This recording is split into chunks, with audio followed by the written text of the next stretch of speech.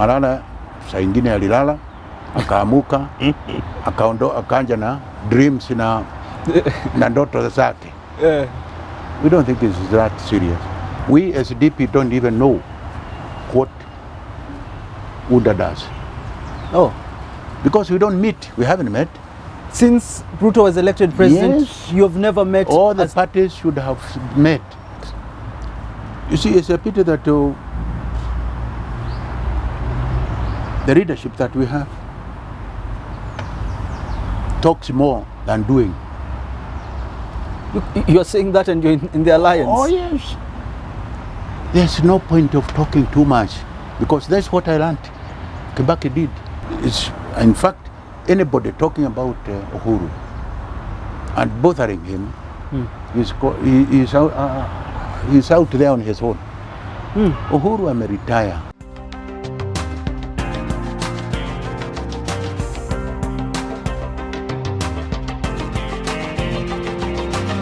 A very good day to you. Welcome to Herman Manyora's YouTube channel for Jadiel Kabiro Unfiltered, conversations with guests that I hope will speak their truth, speak their mind without fear.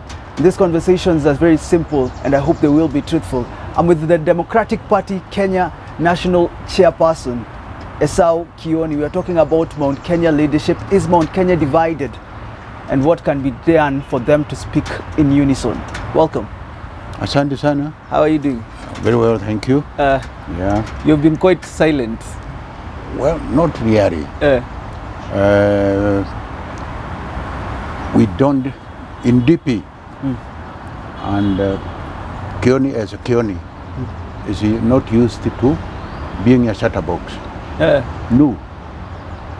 We believe in silent activities, not talking, but doing things. That's what I believe in. Your party is an affiliate of Kenya Kwanza. And before we even delve into the conversation about Mount Kenya, the talk in town is about the unity between President William Ruto and Rigathi Gachagua, conversation of shareholding. You're an affiliate of Kenya Kwanza. Do you feel like you're part of this government and the Democratic Party? Is shareholding working for all the members as you know, of Kenya Kwanza? As you know, it's true that we are in alliance with the KK. And the fact that we are an alliance, because I don't see this country, one single party taking over this country, no. It will always be alliances. We are, and we foresaw KK winning, and we got associated with the KK, especially Rwanda.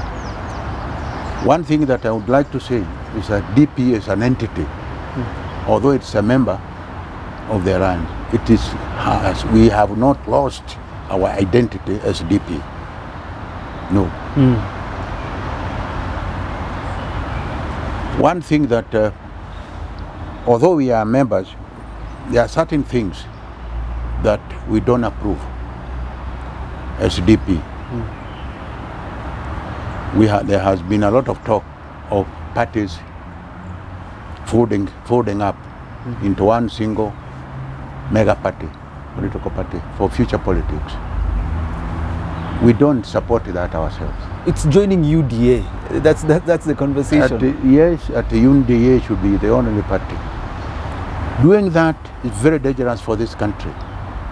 How so? Because many Kenyans and more so the DP believes in multipartyism. And anybody talking about finishing or killing multipartyism politics is treading on dangerous paths. It's the Secretary General now, Cleopas Malala, said, if you're saying you're supporting President Ruto and you're in different party, isn't that hypocrisy? That's what he said. How can you answer him? Malala is just a Secretary General of the party. He may be issuing statements to please perhaps other people, some other people. But sisi, we don't support. Malala saa ingine alilala, akaamuka, akaanja na dreams na ndoto zake. We don't think it's that serious. And no, those members of the party, as far as I know, many of the parties will not support. Before we go back to Mount Kenya, I asked you about shareholding in the Kenya Kwanza administration. Is this the case? Do all parties feel included? Do you feel included as part of government? You will be surprised that you see, look at everywhere. The party that wins all over, the one that controls, makes constitutes a government. Okay. It's only that this is coming from somebody like a deputy president. You see, this is in reality. Ile chama nashinda inachukua kila kitu. But that doesn't mean that when you have formed the government, you should forget about other areas. Because at that time it becomes a national government. Mambo ya shareholding does not arise. Okay. But especially as far as development is concerned. But as far as forming the government, yeah, shareholding can operate. Okay. You see, but what I see when this government was built, was formed, it's a pity that the leaders forgot about what we call a caucus for all members of the alliance. Okay. We as DP don't even know what UDA does. Oh. Because we don't meet, we haven't met. Since Ruto was elected president, yes, you have never met? All the parties should have met. We should have formed a caucus where these parties would be meeting, and then they ask the government questions, and we discuss for the future, and so on and so on. Unfortunately, we don't have it. This is what happens in developed countries. When they are an alliance, at the same time, a caucus is formed where all these parties will be meeting and discuss what is of interest to any of those parties and the interests of the national interests of the government. As an advisor, you are the advisor to former President Mwai Kibaki, and you've seen how he played his politics and how he did his governance. What does the future hold for Kenya Kwanza administration if you don't have this caucus and you're not meeting, and then there's this conversation about shareholding too? What does the future hold? You see, it's a pity that the leadership that we have talks more than doing. You're saying that and you're in the alliance? Oh yes. There's no point of talking too much, because that's what I learned Kibaki did. You never heard Kibaki talking every other day. No. You see, if he wanted something sensitive to be done, there are many ways to do it. Machinery ya serikali iko. You see, he doesn't have to. And you see, sometimes silence is a good policy. Yeah. But when a top man talks, even if when you get, I don't know whether you are married, when you get married, yes. You don't have to be talking too much in your house, threatening every child, your kids. They will come get used to you. You see, and when they get used to you, sometimes they might reach a certain stage where they will even question you, the children. Yeah. Yeah, because you have become just so careless. You're just talking. You become a chatterbox. And this is what we should do. We should be seeing in the current system. You see, we should avoid talking too much. I've asked you about what does the future hold in Kenya Kwanza's administration. You're saying they're talking too much talk, no do. Nothing, then very few deeds, actions. You see, this is what we need. Don't, because when you talk too much and few, and you don't instill hope in wananchi, I don't know why you are taking them. You see, because you hear some. If you recall, I don't know whether you are there, during Mwai's time, he never used to talk much.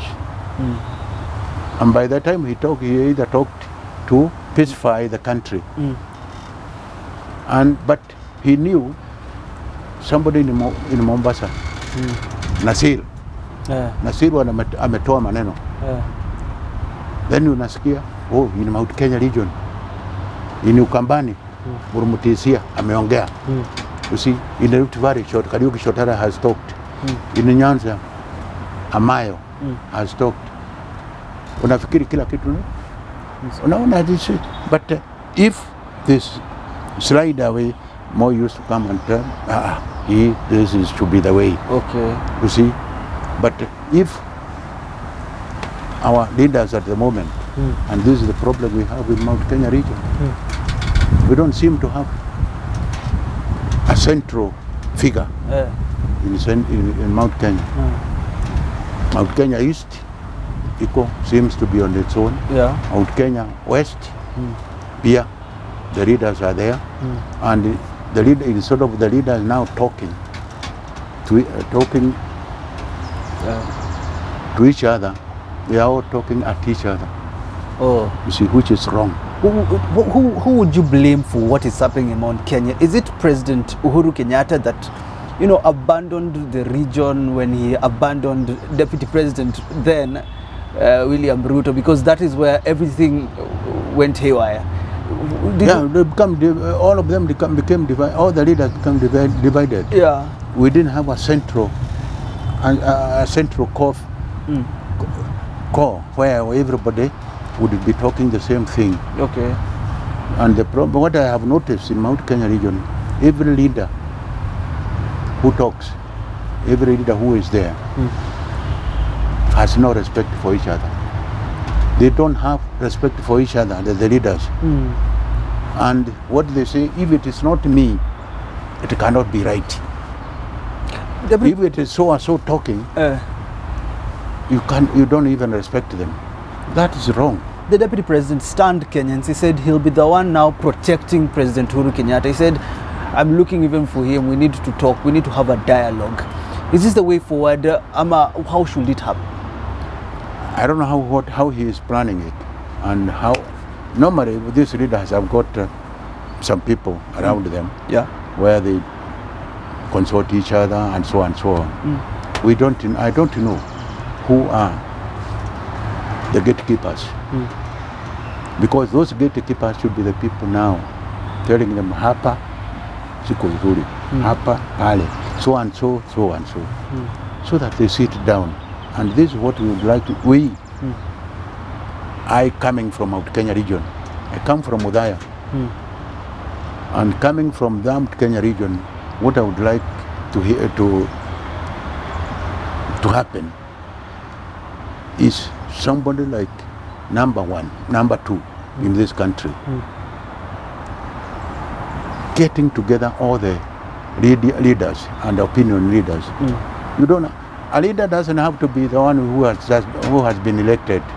We have other leaders out there, and if they could all be sitting down, consult each other, and so on, ask each other, please, let's respect each other, let's do things together, and so on.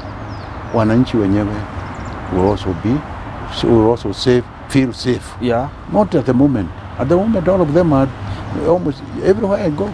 Is it possible for the mountain to be united? Because you're looking at Jubilee. Let me even quote Jubilee's Secretary General, your namesake, Jeremiah Kioni. He said, I have heard Gachagua say he's looking for Uhuru for dialogue. Uhuru does not need dialogue.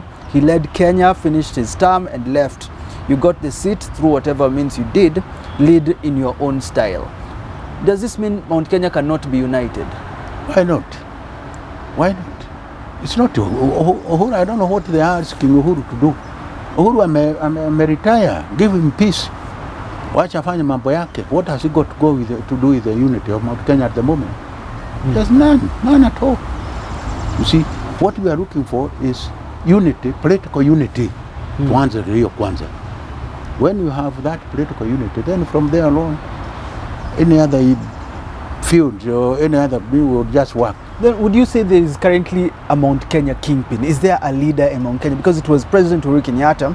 Now it seems it's Deputy President Rigathi Gachagua because, well, he's probably the most powerful leader in Mount Kenya. Is there a kingpin? I don't understand their differences. His bitterness with Uhuru. He used to be working with him here at Valley Road. Yeah, he used to be his peer. Okay. You don't get the bitterness? You don't get why he's bitter? I don't know why he's bitter. You become bitter for what? You go in politics expecting you join politics. You don't expect everything to go and sleep in a warm house. No. Okay. And differences, political differences, are not supposed to be permanent.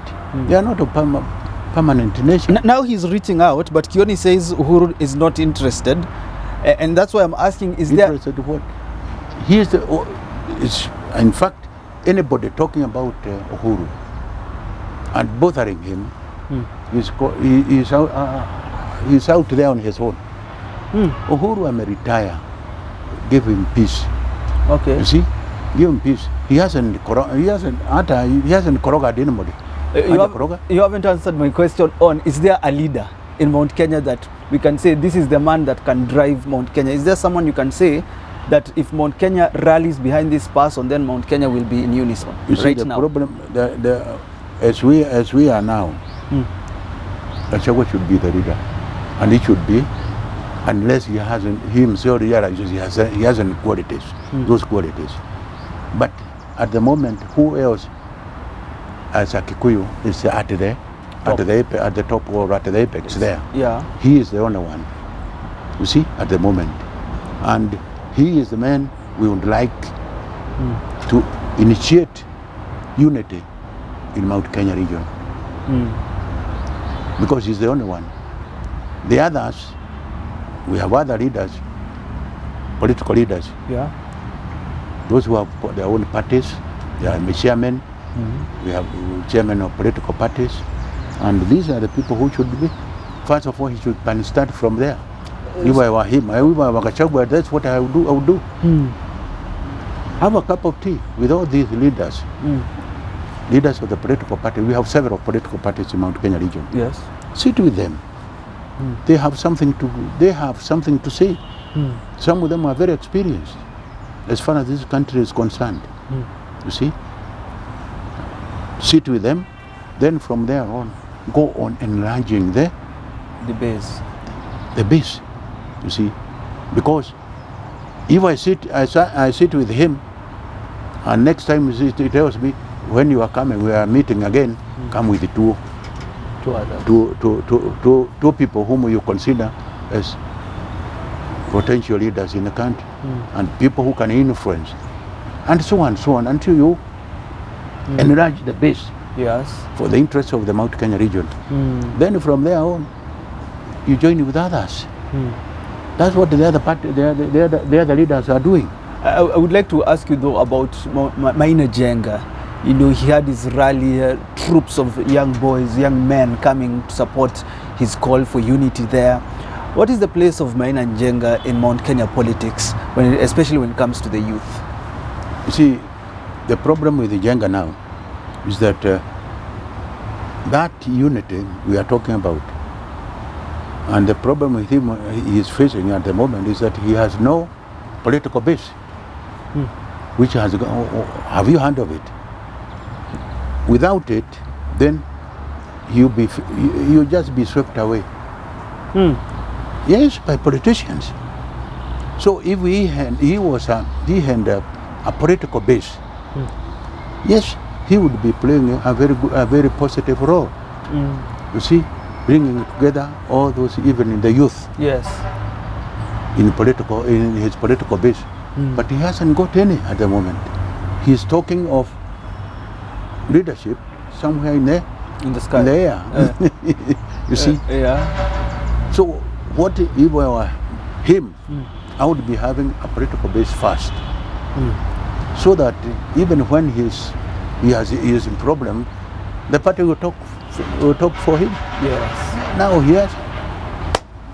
So I don't know what else you can. Yes. Now we want to look at the future now. When is it possible for Mount Kenya to speak in unison? When is it possible? Is it when Gachagua heeds the advice, calls for leaders? Is it if UHURU says, endorses anyone, but you have said he's retired, he should not come out? I think if I were UHURU, just enjoy and leave these people to initiate their own and build their own base. So will Mount Kenya, from where you sit, do you think it will come to a place of unity? Because Jubilee is still, struggling is fighting for its party because the government is raiding it. Will there be a place of unity in Mount Kenya? I don't see any big obstacle or anything that is so huge to prevent people coming together. The human, this is some of it actually. Some of the problem we have also can be attributed to even media. We forget, some of the media people houses forget that and fall in the trap of politicians. Because in Kikuyu, if you want to cross the river, you take a kijiti, a stick, and then you dip it in so that you establish the depth of the ford where you are crossing the river. And this is what some of them are doing. They want to hapo, they want to see the reaction. You see? And sometimes we fall in their trap. You see? Mwingine ana shout yuko, we must have the term limits limited, and so the president limited, and so on. People wake up. He may have been just trying testing the ground, the temperature, the temperature of the politics. Okay. So some of the things happening are not very seriously. There are people trying to fight their space. Then I would ask, if Mount Kenya is united, if we get to a place of unity before 2027, we're seeing the media talking about falling apart, differences between Rigathi Gachagua and President William Ruto when it comes to shareholders. I doubt whether that is true. I doubt. Because you see, wewe sema hiyo na mimi niseme pande hii, tutakutana katikati. You see, because I don't see that differences between the said differences between the president and his deputy as a very serious issue. No, not very much. You see, you may sleep. When you sleep, that the president will correct it and so on. And they talk and figure things out. The reason why I'm going there is because of this conversation of falling apart. There are also talks about whether Ruto can do without Mount Kenya in 2027. What is the possibility of that happening? Ruto working with other regions and not Mount Kenya. If Mount Kenya decides, hey, we are united, let's front our own person. You can't front Mount Kenya can't just front their own person and expect to succeed. You must work with others. Yeah.